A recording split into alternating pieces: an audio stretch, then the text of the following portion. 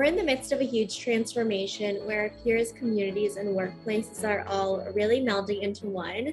Welcome to Reimagining Company Culture. My name is Christina Giuliano, she, her, and hers, and I am the Senior Partnerships Manager here at AllVoices.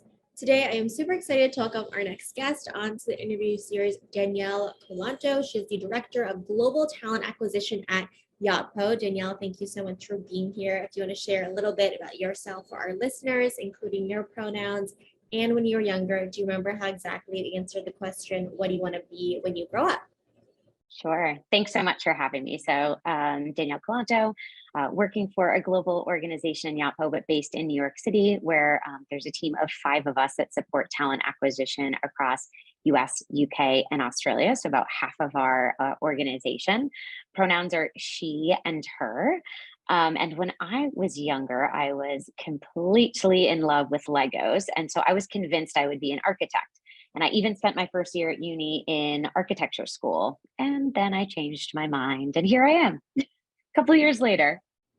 Just a couple of years later, now you're helping to architect the talent, culture, and people experience, which is really fun. Exactly. I have so Yes. many questions about it and kind of want to start off a little bit broadly too, in terms of we know over the past few years, especially with the pandemic starting, there's been so many studies about what folks are looking for in their work from their employer. One study found that just 31% of employees say their company offers something that's really unique, and only 23% of HR leaders expect most employees to stay with the firm after the pandemic ends, no matter when that may be. What would you say is unique about Yotpo? Sure. So thinking about this question, I get this often, and I often go with what sounds like a cliche answer, but it's the people. I work with a fierce bunch of very diverse, really different backgrounds and experiences, people that actually care about each other. We're really like that all in, we win team mentality. And I've seen us time and time again do the right thing for our people because we are humans. The other thing that I would say is, we certainly have a deep sense of autonomy and ownership. So yes, you're a part of this amazing, incredible team where everyone has each other's backs and we're there to move things forward and be successful together. You get to own a lot. And we're not a small company anymore. We're nearly 1,100 people. And yet still you get to put your stamp on your role. And that keeps people motivated, interested, intrigued by us, and has kept people like myself around for, I'm just coming up on 2 years, and see many more ahead. I love that. I love the mentality of collaboration and all in, we win together. Autonomy is something Yeah. that's really important, building those meaningful moments of connection. Another reason why folks stay too. I think the other piece of really having those values is how do they manifest in the employee experience, as well as whoever comes in contact with the employer brand, especially Yeah. potential employees. What are the ways you aim to showcase Yotpo's company values and really company culture within the candidate experience? If you could provide any examples for folks who are listening. Sure. So it's something I'm always really proud to speak to. For us, candidate experience is something we're not only passionate about, but really good at. And often over the past few years, have been told by many candidates it's absolutely the differentiating factor, talking to Yotpo. And I'd love to have some earth shattering insight here, but it's quite simple. We're transparent and we're authentic. And so, what does that mean? How does it show up? The transparency piece, we keep you informed. I can't tell you how many times we say, oh, the Yotpo team, I knew what was going on. I knew the feedback. I knew what was happening next. We have this absolutely amazing human in our team, Janaea, and she often says, I'm your talent acquisition recruiter, like a sense of personalization and really keeping people informed along the way. And it matters. And personalized outreach on the phone when people have made it through the process and don't get the role. And that matters to people. And the authenticity piece as well. Again, quite simple, but the good, the bad, and the ugly. What you're going to find as you go through the process with us is we're going to tell you what's awesome about Yotpo. We're also going to tell you where someone like yourself coming into a role would have impact because we need to move the needle. We don't really sugarcoat things, and people really appreciate that authenticity. So that's really been something we hear time and time again in candidate surveys, and it's a super proud moment for us. It's actually a bit shocking how inconsistent that is in other organizations as we hear from candidates. So treat people like humans. treat people like humans, keep people Yeah. informed, Yeah. effective communication. I think, one of the worst experiences is feeling so excited and then feeling like there's misalignment on either side of the candidate experience as well too. So really being Yeah. authentic is so important there as well. In terms of the patterns you've been seeing too, as you're interviewing folks and they are interviewing you and the team, is there a question that you're receiving more and more from about the employee experience? Sure. So the connectivity in a hybrid environment is often, I don't think we're the only people that are having to answer that question. And for us, Yotpo has felt very strongly from the beginning that human connection and being in person, whether it's once a week, twice a month, whatever that looks like, we're doing on average 1 to 2 days a week in all of our global offices, and we love it and we thrive in it. So often we'll get the question from candidates, far more so in the more recent history of, so what does that look like? And how do I onboard, right? How am I set up for success in a hybrid environment? And so I'll give a shout out to our learning and enablement team in addition to the TA team, because we make sure that one, we're communicating that up front. Here's what onboarding will look like. The learning and enablement team that's responsible for actually curating the onboarding for our teams has done an amazing job at a really inclusive, robust training agenda for their first few weeks of onboarding and then continued. And we do a great job of informing the candidates. Here's what you'll sign up for in your first few weeks to set you up for success.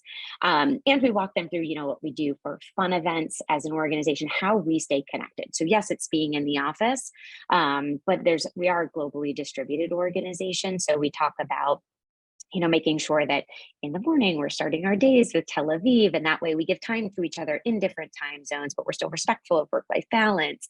And we do a lot of fun things as well. So we're constantly using those examples of when we can be in person. We love it because it allows us to onboard quickly and stay connected as people working together. Absolutely. And really defining that space too, when folks do come together on whatever basis it is, to really taking that time to connect with one another, really collaborate on projects, and kind of share stories amongst different teams as Yeah. well. I'm sure that you have many kind of examples of this as well in terms of iterations and constantly looking at the candidate experience too, since Yotpo is really best in class in that as well. How have you adapted the interview process to still be that personalization at scale in a hybrid work environment? Sure. So I touched on this a little bit earlier. And again, kind of simplicity is key. It's one of our basic fundamentals of what we think a candidate experience is about. It's highly personalized. And so through that, where we are on Zoom, we're just adapting to make sure that there's more touch points. We're offering up more feedback more consistently with a candidate. More recently, we've been really excited to ask people on site so that we can, showcase our what it's like a day in the life. Being in the office is quite different than on Zoom. So we've really leveraged that now that people are more comfortable being together. And so that's been really fun. But for us, the personalization was so deeply ingrained in our process from the beginning that it's been something we've just doubled down on. And, we'll make notes offline outside of our system. Okay, Jane Smith was on holiday in Italy, which is why she couldn't calendar something for 2 weeks. And the team will ask you about that.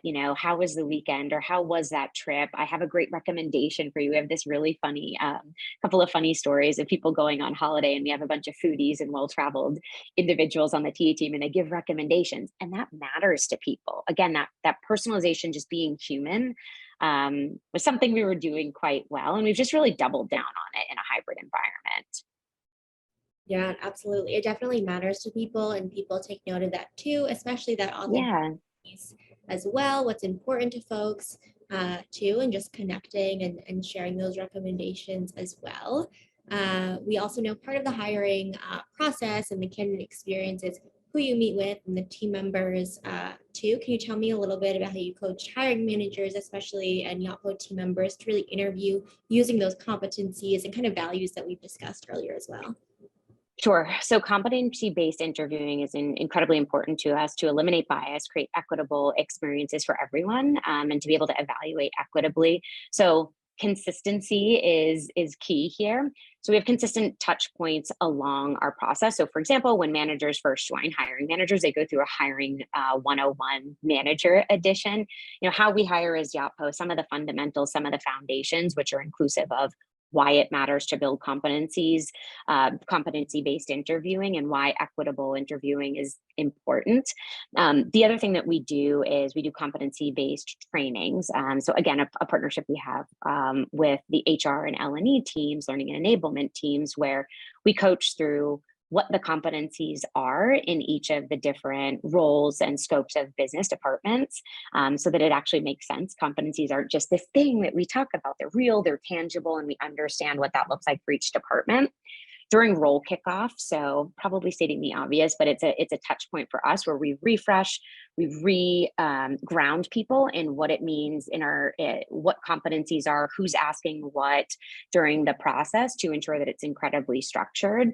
And throughout the year, we're doing different training refreshes as well of that hiring 101 and different iterations of it, so that again, that consistency is key. So it's become part of our language, which has been really exciting to see evolve. Part of the language and creating those kind of guidelines, kind of resources, empowering folks to really interview based on those competencies is really important as well. I think another piece of this too is no matter what function you're in, the odds are is that you're not going to be just siloed in your department as well. You're going to be working cross-functionally with folks, and you want to know who those people are too. What role do kind of those peer reviews and cross-functional reviews play in the interview process or candidate experience as well? Sure. So absolutely imperative in our process, specifically the peer review or the peer interviews. And this is where we actually do often get feedback. For us, the peer interview is for the candidate's benefit. And we stress that and we coach to it. How better do you know an organization or a role than someone that's actually doing it really, in a similar scope? So we do a lot of peer interview training so that the teams or the peers that are going through it understand what right looks like there. And so for the candidate's benefit, it's a little bit more anecdotal. It's sharing realistic insights and including a day or a week in the life, and then some general feedback on what they saw as some challenges when joining. Again, we operate with transparency. So we often, guide our teams to say, listen, what's working well, what isn't. We want to give a realistic perspective of what someone's walking into. There's no attempt to pull the wool over people's eyes. We want people to know what they're going to be up against at Yotpo and what the great things are and where they can impact. Cross-functional partners for us, it's really about, we are very collaborative. And so while there's a boatload of autonomy in your role, inevitably you're dealing with a ton of people across a ton of different departments. And so we stress with the cross-functional partner, it's really getting insights into what that department does at Yotpo, because the name of a team or department or role can mean a lot of different things, and how they actually partner with the scope of the role that this person would be joining, because again, that can look different in other organizations. So for cross-functional, it's really about the experience digging into someone's experience dealing with other departments outside of just managers and peers. And again, that's a place that we stress talking about personal experience as well, to give some insights into what we see as great opportunities and places where we want to continue doing better. Absolutely. And when you're doing something, you always want to kind of receive that feedback from folks who are going through it on all kind of parts of the process as well, to continue to iterate on it and make sure that you're making like a really great experience for everyone as well. You mentioned kind of, that equity in terms of competencies, and always, we know it's a continuous journey. We're not fans of box checking or anything like that as well. And especially over the last few years where folks have really leaned into creative design and innovation. Want to ask how you have iterated on the candidate experience to be more equitable recently. Sure. So a couple of things. So right up front, a lot of the changes that we've made is we've actually built a more inclusive workforce over the last few years, being really focused on that from a recruiting perspective. So our team is far more diverse than they had been. And so we are showcasing that through our interviews. We're wanting to make sure that our interview panel is really inclusive, so that if you're joining our organization, you get a bunch of different perspectives, experiences, etc. And so that's something kind of first and foremost from a candidate experience that we want to make sure there's inclusion there. And that's been really fun to watch evolve. The other thing is, making sure that the process is incredibly structured, and it's a place where we've just, again, kind of back to basic simplicity. We're leveraging Greenhouse to ensure that the evaluation and the process that every candidate is going through is the same. As much as possible, it's the same. And this is where we leverage technology. Again, we have everything really organized and structured in Greenhouse so that there's never a question what the hiring manager or cross-functional partner or peer is responsible for. It's all right there in front of your screen. It also makes a more streamlined process for the candidate as well. And it's something that we as recruiters can speak to because we know exactly what's going to happen at every stage of the process, and we can guide a candidate through what that looks like, which we've, again, I'll remind everyone that it's been a place that it seems really simplistic, but we hear that feedback over and over again about how great it is to know what you're going to be doing in the process. In addition, we have really ensured that if you don't submit a scorecard as a member of the interview team, then we're not moving people forward. So again, stressing this equitable evaluation, we know that it's more effective to submit scorecards immediately after having a conversation with someone versus being able to mull over it, meet other candidates in between. So we've more recently, which has been a bit of a pain point, said, we're not moving anyone forward in the process, even if you think they're the best candidate in the world, until you submit your scorecard and you fill out every piece of that scorecard. So it's really ensuring that, again, behind the scenes, what the candidate isn't necessarily seeing, but eventually experiences with, how they're being evaluated is really fair, unbiased, and also very organized. Yeah, you want that organization, again, that accessibility to resources for the interviewing committee, the hiring managers as well, and making sure to do that after you interview someone too is really important, those scorecards. And again, no surprises or pulling the wool over anyone's eyes. It's like very kind of put forth in terms of a framework as well. We've mentioned it, a couple of times throughout the process too, and at every stage of the candidate experience and employee experience, it sounds like you're gathering feedback and the team is gathering feedback, but definitely want to ask really directly to what role does candidate employee feedback play in your talent acquisition strategy? Sure. So we live vicariously through all of the Greenhouse surveys that come across, which is the candidate surveys that come across. We also check Glassdoor too, because often candidates will go to Glassdoor. We do elicit feedback from both employees and candidates there. So sometimes if they're not filling out, either giving us the feedback via email or just live, which we capture as well, those anecdotes, we're reading the Greenhouse scorecards, and we're over a period of time creating a data point that can say, as we're able to say, for example, we heard from the CSM. We hire a lot of customer success managers in our world as our business continues to grow, and there's a strong focus on retention, to the tune of nearly 120 over the last year, which in our org is pretty significant. And we got the pretty consistent feedback that it was a lengthy process. And we heard it several times, and we took that information back to the hiring managers. TA team, I feel really strongly that it's our role to provide some solutions. What does that actually look like? And so through that, we came up with our CSM 2.0 candidate process, which really slimmed down. It kept all of the insights that we needed to gain. So for example, all of the core competencies and how we evaluated that stayed the same, but we were able to create an abridged version. We were hearing pretty consistently from candidates, I have a lot going on in my life. I'm in a full-time job. So preparing for a mock QBR is difficult. So we pulled together, we always have the hiring teams really involved as we make changes here. We think it's everyone's role to help with interviewing and hiring. It's an accountability of all of us. So we pulled together a task force, a customer success manager task force that consisted of peers and hiring teams, as well as the TA partners that work on the roles, to say, okay, let's dig in. They really pulled apart every aspect of the interview, use different metrics from Greenhouse to say, here's where we see ourselves slow down. Here's where we see drop off from candidates. Here's what we're hearing from the surveys. So we pull the anecdotal feedback as well as data from Greenhouse to say, and here's how we can make adjustments. And the TA team provided a couple of solutions that we had seen work better in other areas that we had done abridged versions of interviews. So for us, this is something that's like a week to week, day to day. Every time we get feedback, we don't take it with a grain of salt. We capture it, we talk about it, and we also use it I use the example of customer success managers.